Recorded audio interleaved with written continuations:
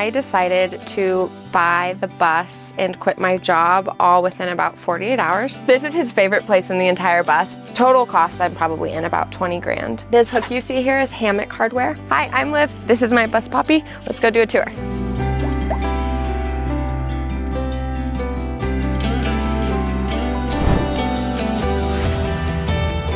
Welcome to my home.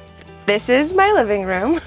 When I bought the bus, it was already partially converted. It was about 20% complete, and the kitchen was already installed, sort of. And so this was the part that I started to tackle that was really like me figuring out, how do I put things together for one, and how do I put things together in a vehicle for two? So I actually started with the closet, and I ended up putting together the frame and then taking it apart 3 different times to try to re-put it together. So I built the closet, and then I just thought that it would be a good flow into like the couch, which I have storage underneath, and then a little like shoe rack here at the end of the couch, which has now turned into all sorts of different kinds of storage. I have dog stuff in there, my shoes, and then just like odds and ends that I want to be able to quickly grab. The couch cushion, I poured my blood, sweat, and tears into. It probably took me 15 hours to make because I hand stitched every single one of these little gathers that you see. I went in with an upholstery needle and I hand stitched and tied all of them. So it's my pride and joy. I absolutely love this cushion. I wanted to keep the storage open in the top of the bus because I didn't want it to feel really like closed in or claustrophobic. So I just had this idea to put a shelf that was going to go all the way across here. And all of this stuff actually just always stays up here. I have it Velcroed down. I have my little plants, and then it was really important to me to have a bookshelf. And this little girl is like my bookend. So I have a piece of Velcro that the soft side up that goes all the way to probably here. And then as I add books, I can just pick her up and move her over so that the books stay exactly where they're supposed to be while I'm driving. Nothing actually even really rattles up here. I got the idea for the curtains from another bus tour that I watched. I don't remember whose it was, but I just really liked how they rolled up.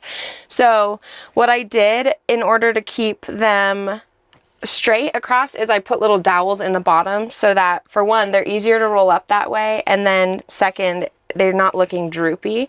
And then I just made these little leather snaps. I didn't use any like real curtain rod up here. I used another just like a wooden dowel and then a little L bracket that I screwed into the framing that I put on the windows here. So I can't actually take them off, but I don't know why I would need to, so I think it's fine. And I think they look really clean. So that's one of my favorite things about them, is that they just look like they belong exactly where they're at. All of the fabric that I used for my curtains was actually clearance fabric. So the front of the bus curtains and the back of the bus curtains are actually all different types of fabric, but they're similar style. So it kind of keeps this like cohesive look while still having something to play with visually a little bit, which I really like. So when I bought the bus, the sink was already installed, as was the countertops, and then these cabinets were installed as well. What I did is I had to frame out and add cabinet faces essentially under here to make it usable space. I obviously added a stove top. I did everything that isn't the shell of the kitchen, basically. I put my fridge actually on a drawer, so it opens using these little hooks, and then in order to get to it I can pull the drawer out and then open the fridge and get in and out of it that way. The cabinet faces, I got this idea actually from a TikTok I saw, and they did this cane webbing and then framed it out, and I just thought it was absolutely stunning. And so I was like, I definitely want that in the bus. So I recycled the wood and then just like framed out the edges and then put this on hinges. Honestly, my whole build process I think was hilarious because I did it completely by myself and I didn't have anyone to ask questions. I just had no idea what I was doing. The only thing I'd ever built was IKEA furniture. So I think that they turned out beautiful, and this is actually like one of my favorite things in the bus. The cabinets up here are just super simple. They're just on gas struts.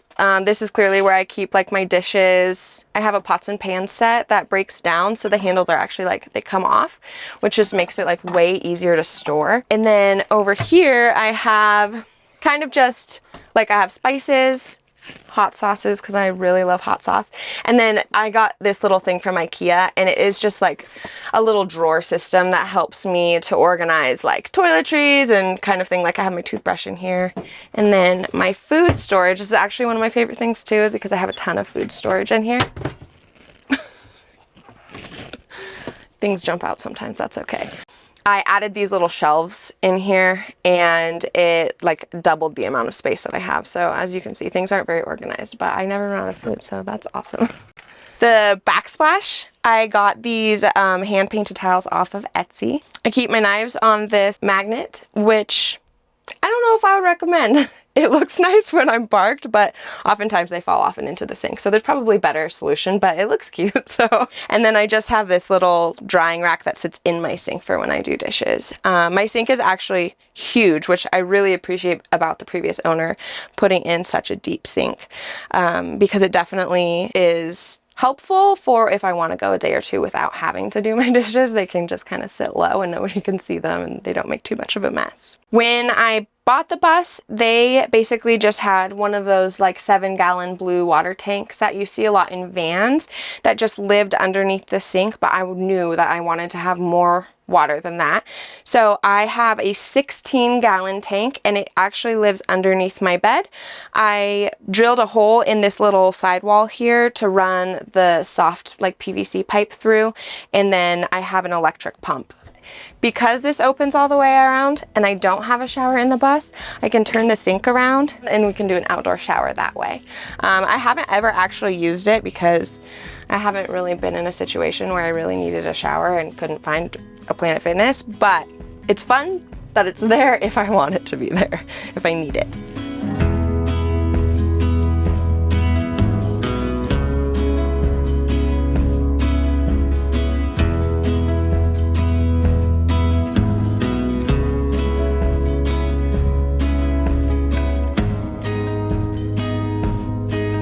So my bus life story is actually kind of funny and unique. I decided to buy the bus and quit my job all within about 48 hours. I didn't know that people lived in school buses until I found this bus on Facebook Marketplace. And then I pretty much immediately made the decision that I was going to do it. I was super burnt out at my job. I was a nurse for 5.5 years. And as a lot of people I think can understand, the pandemic was just kind of like the cherry on the top of the cake for my burnout. So yeah, I was living in DC. I knew I wanted to come back west because I'm from this area, and I found the bus, saw it as an opportunity to escape.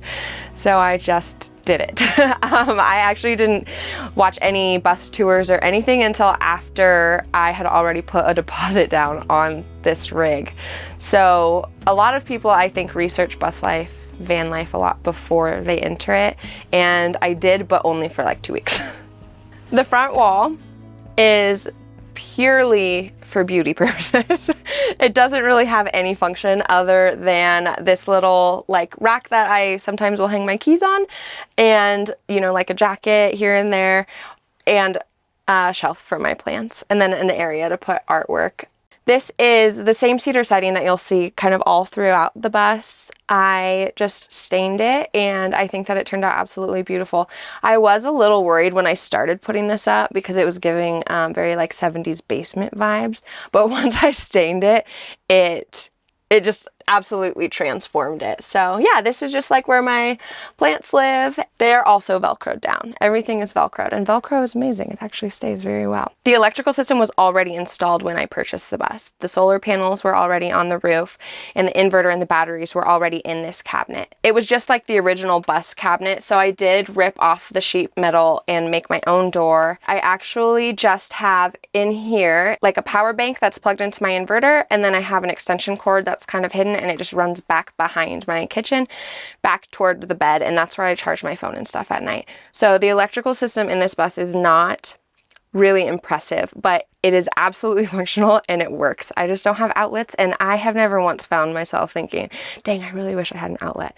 Definitely don't need to go like overboard on electrical stuff if you don't want to. So in here I have two 100 amp hour batteries. They're sealed lead acid batteries, which I don't recommend, honestly. I'm in the works of trying to get them switched out for lithium. I have a 2000 watt inverter, and then I have a charge controller in here, and I have 400 watts of solar on the roof. Like I said, other than wanting to upgrade my batteries, I'm actually very, very happy with it. Simple, it works, but it's just me in here, so I don't need a lot. The ceiling is just the original metal bus ceiling. There's not really any particular reason that I left it this way, other than I just didn't think it was a priority. So I just left the ceiling, and I actually love it. I love that I left the ceiling because I was able to put the cedar up on the walls and it doesn't look like too much. The white is just really easy, and it is magnetic, so I do have some magnets on the ceiling over there. This hook you see here is hammock hardware. So I have 2 hammock swing chairs that I hook up when people are hanging out in the bus with me, or when I just want to like relax and read. So I can super easily pop them up and down. I have had a ton of weight on this hardware, and it's never even come close to budging. They're one of my favorite things about the bus, and there's also something that people always are like so excited about, because a hammock swing is just cool. Another cool thing about having the magnetic ceiling is I found this magnetic tripod mount that is extremely strong. It's actually kind of hard to pull off the ceiling, and I screw my projector into it. So I can hang up my projector screen at the front of the bus, at the end of my bed, which is what I normally do, and I can really easily just move the projector around because it's not a permanent fixture. This thing is amazing. It was like $35 on Amazon, and it's probably one of the best things that I found for the bus because it's just so strong. You don't have to worry about anything falling with it. One of the things that I knew when I moved into the bus, or when I was getting ready to move into the bus and building it, was that who I am as a person is not changing just because I live in a vehicle. So I prioritized a closet instead of a bathroom. And I do not regret it at all because I have a lot of clothes and they all fit. I don't have any issues with clothing storage. Currently, it's just some plastic bins that have drawers in them, and then like hanging space. What I want to do is build drawers inside so that when I open this door, I can like have a lot more drawer storage in there. Underneath the closet, I do have a cassette toilet under there. So if I need to use it, I can, but I don't actually find myself needing to use it that often. And yeah, I am really happy that I went with a closet rather than a bathroom. So up here is just where I keep my hair stuff and makeup and jewelry. It's all just kind of tucks up back there, and it is like easy to get to, but it's out of the way, which I do really like. And then I also have a full-length mirror on the front of the closet here. I have more storage at the end of my bed. So this is a queen size mattress, and I had about 8 inches of extra space at the end. So I built little like end of the bed boxes. It spans the whole length from the closet to the end of the bus. And it's where I can keep like socks, underwear, and then I have like a little electrical stuff storage in there as well. I have a little nursery shelf here, which worked perfectly because it had a bar across the front, so it keeps things on that I use as like my little nightstand. There's another little storage nook up over here that kind of just functions as if I'm sitting on that side of the bed and I don't want to reach all the way across, that I can again like put a drink up there or put my books up there, whatever. But I've had a plant up there before and it fell, so never again because there was dirt all over my bed. And then if I'm camping by myself, or if I'm in an area where I have a really pretty view, I can move the curtains all the way to the side and I have like a 180-degree view. I'm really happy that I decided not to cover those up. I do have an AC unit. It's just a window unit, and it was previously installed when I bought the bus, but that's what you see up here. That little control is just the front of what would be in your house on the window unit, and then the cedar just went like right over the top of it. It's a little more incognito that way. It is not hooked up to my electrical system. It has a power cord that just runs down through the wall at the back of the bus, and I can only use it if I have a generator or if I have a shore power hookup. When it was really hot this summer, I was kind of stuck staying at campgrounds because I needed to use the AC because of the dogs, and I needed somewhere to plug in. Minor inconvenience, really not that big of a deal. It's only 5,000 BTU window unit, so it is very small, and you can see it on the back of the bus, but it's mounted in there pretty solid, and I've never had any issues. Underneath my bed is Bose bed. This is his favorite place in the entire bus, and this is actually where he spends most of his time. He is always kind of been like a cave dweller. He likes to hunker down underneath things, so it was really important to me to leave that open for him. So I just have the dog bed. I have dog food under here. I have a little bit more storage like back into the left that I just have bins with things that I don't need to access very frequently. On the right side, I have my water tank, I have my propane tank, and then I also have just a bin of shoes that like swap out winter for summer shoes, that kind of thing. The back side of the bed is my garage space, and it's where I keep my tools. I have a camping bin, so I just have like my hammock. I have floaty back there for floating the river. It's just like stuff that you would put in a garage. It all fits like very nicely underneath the bed on the back, and then that door opens still so I can access it super easily, get to it if I need to.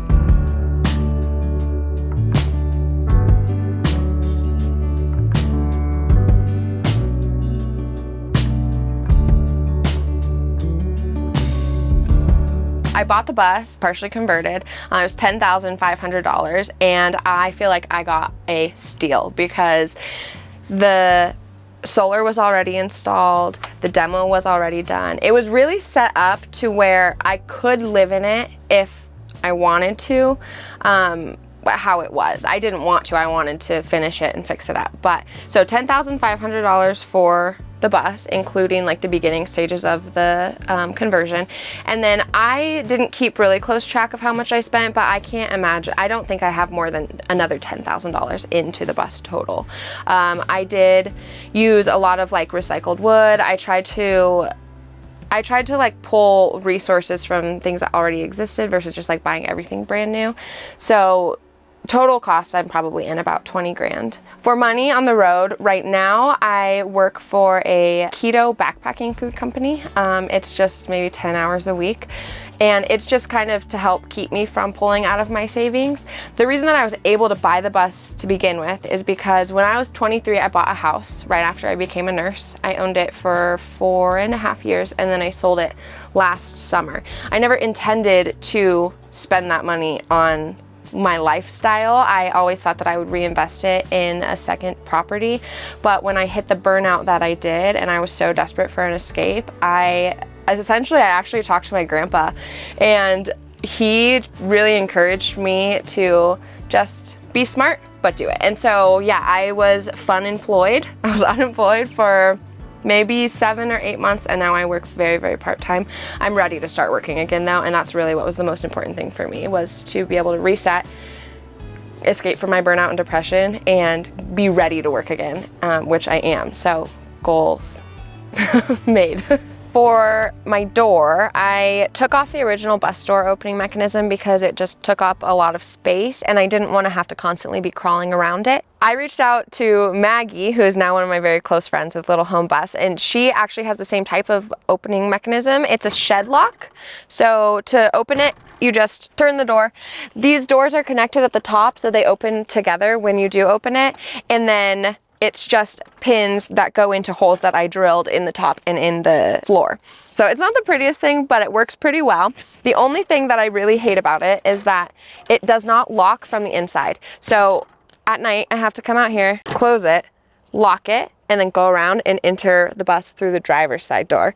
And then in the morning, I have to exit through the driver's door, come around here, unlock it so I can let the dogs out. I wish I could figure out a better way to do that, but I just haven't figured it out yet. It works for what it is. The previous paint job was done so poorly that there was actually dark green paint all over basically everything that you see black here. So I had to go through and repaint all of that black.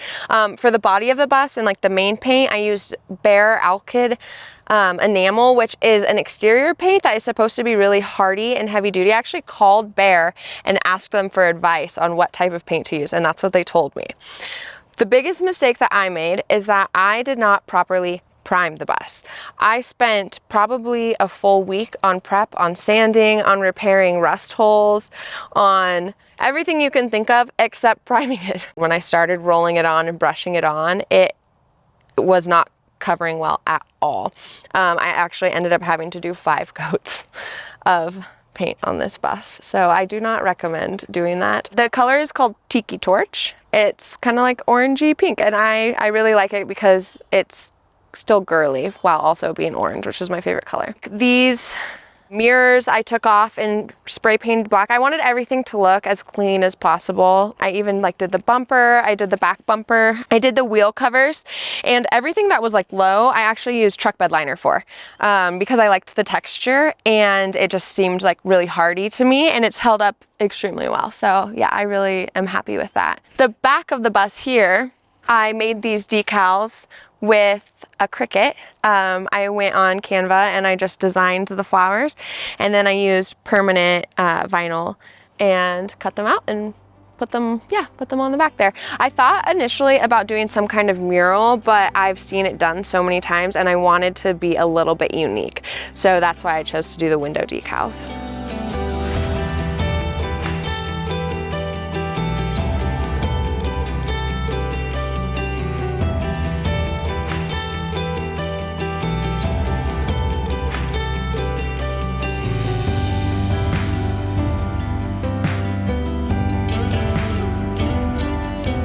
For other people who want to do something similar, live a similar lifestyle, just do it. Don't let society's expectations of you and other people's discouragements keep you from something that you know deep down that is really important to you and that you really want. If it's important to you and if you prioritize it, you can do it and you will be so happy. There are obviously going to be struggles. There are things that aren't going to go perfectly, parts of your build that are going to frustrate you to death, but it's worth it.